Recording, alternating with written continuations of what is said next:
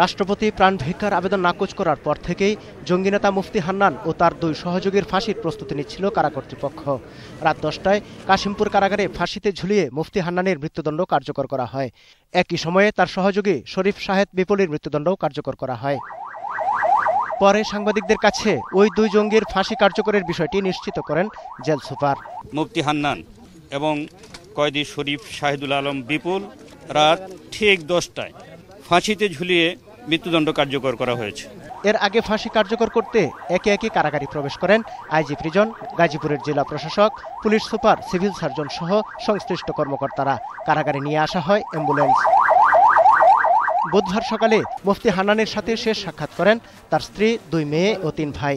একই কারাগারে আরেক জঙ্গি শরীফ শাহেদ বিপুলের স্বজনরাও শেষ সাক্ষাৎ করেন।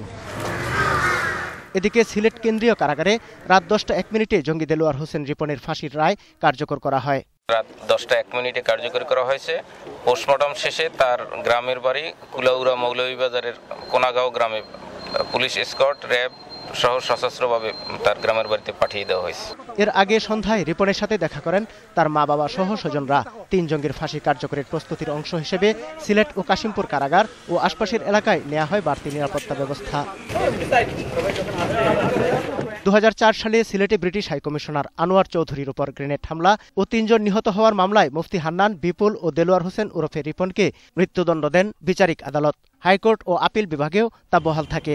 রায় পুনর্বিবেচনা চেয়ে 3 জনের করা রিভিউ খারিজ হয়ে যায়। পরে 27 মার্চ 3 জনই প্রাণ ভিক্ষা চেয়ে আবেদন করলে তা নাকচ করেন রাষ্ট্রপতি। সমর ইসলাম, 21 টেলিভিশন।